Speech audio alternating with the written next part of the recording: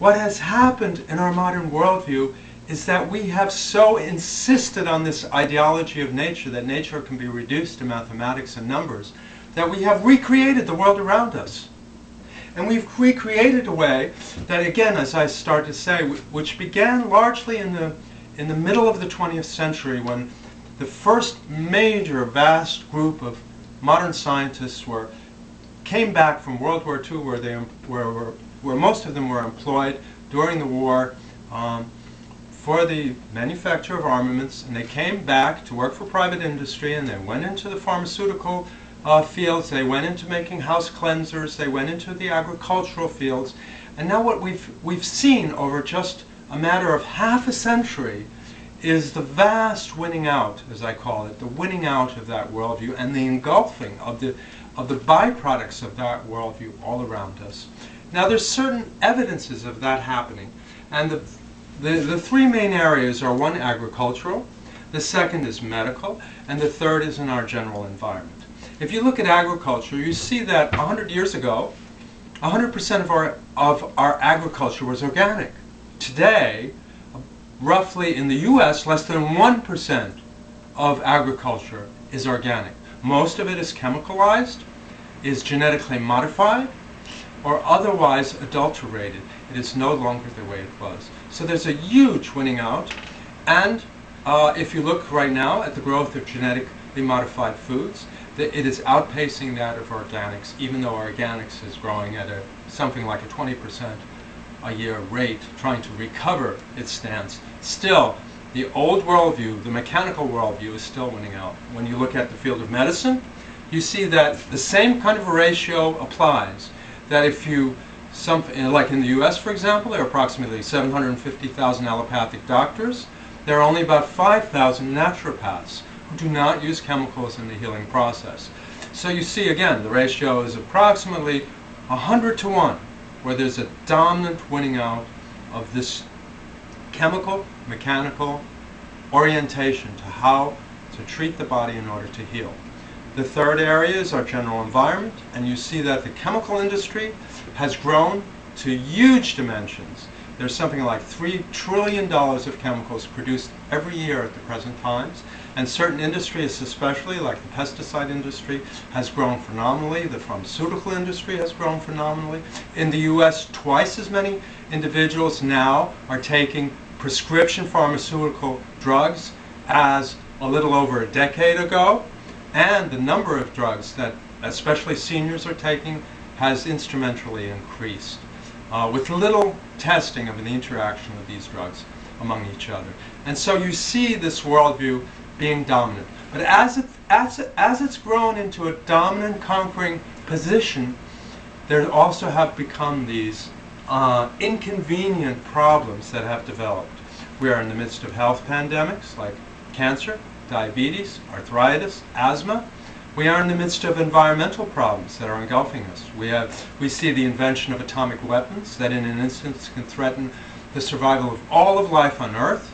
We are seeing the vast growth of bioengineering, which takes a gene gun and thrusts the mechanical worldview deep into the center of life in each cell, as it were, forcing that worldview on what is the trains of life and why we consider this such an important issue. And so with all of that happening, the question is, why is that worldview winning out so dramatically, and why is there this sense of denial? Let me say a few words about that sense of denial. There are three areas that come to mind that exhibit that sense of denial. One is global warming, where especially the oil companies and the politicians have tried to say it doesn't exist. It's just a phantom, and yet it's an overwhelming crisis that is very much threatening further extinctions all over the planet, as well as dislocations for human life on the planet. Another area of denial is in the field of medicine, where it's known that cancer is caused by chemicals, and yet rather than facing that issue, what we do is provide more chemotherapy to force that worldview, and with often a lack of honesty as to the absolute survival figures of cancer patients who are treated by that therapy, usually relative survival statistics are given, which do not show the true picture of what is happening. In bioengineering, there's a denial that genetically engineered products are fundamentally different.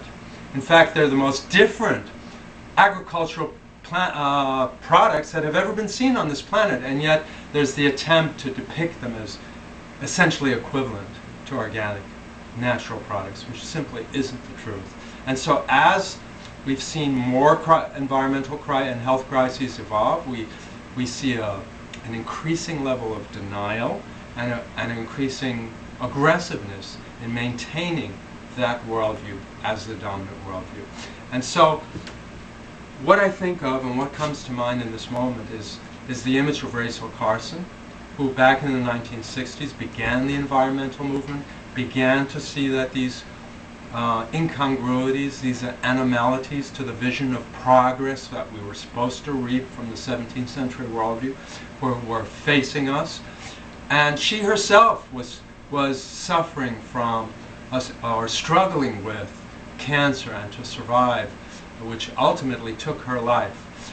But you would think that with the poetic and the powerful writing that she provided us as to the death of species, especially birds, at that time, that all of mankind would listen and that we would reduce the use of pesticides and begin to turn our planet around, but this has not happened. And I feel the reason it hasn't happened is because the missing ingredient in the environmental movement and the health movement has been a revolution in our worldview, in our mindset, that we need to go back to the very taproot understanding, which is the mathematical, the quantitative worldview, and begin to challenge that. And what's unique about our website is that we provide the tools to bring about this challenge. We provide the tools to really turn around from the inside out, to turn around our worldview, so that as we feed our mind different ideas, different ways of perceiving, we can heal our minds, the collective mind, and then reorient ourselves to the whole of nature so that we can heal ourselves, heal each other, and heal our planet. I don't think there's any place else on the web that provides exactly these tools. And what allowed them in myself to develop was this experience when I was younger of my left brain shutting down, and having once been a math prodigy, and mathematics is perhaps the highest of the left brain skills, and beginning to see the world in a right brain way. And I begin to explain why the symbol of mathematics actually not only point away from the life principle in nature, that they do not provide an objective view either of what are these apricot seeds, or in fact what is the whole of nature around us, but they actually, in the bias of the directing of consciousness, that we're actually pointed away from the life principle of nature, in nature, and that principle is a real principle, one that we need to actually not only recognize as existing, but that we need to learn is actually at the core essence of nature. And so we have a worldview that's pointing us away from life, and when it's pointing directly away from life, what it's then pointing to is the principle of death in nature. And the end result then is a death-delivering worldview. And this is why atomic weapons are death-delivering, chemical pollution is death-delivering, and ultimately genetic engineering is death-delivering. It is what Gabriel Cousens calls the creation of a death-centered culture. And we need to shift that from a death-centered to a life-centered culture. This is why we decided to set up Raw Wisdom, both as a community and a website, to create a center where people could come together and begin to create from the mind, from the inside out, a life-centered culture. We want to add this ingredient to the raw food movement, to the environmental movement, to the natural healing movement. I've developed a philosophy called naturalism, which helps to support naturopathy, to explain why detoxification really works from outside the chemical model, why hydrotherapy works, why fasting works, and not because of gene expressions or because of some manipulation of chemicals, but because of an entirely different model of nature that is life-centered rather than death-centered.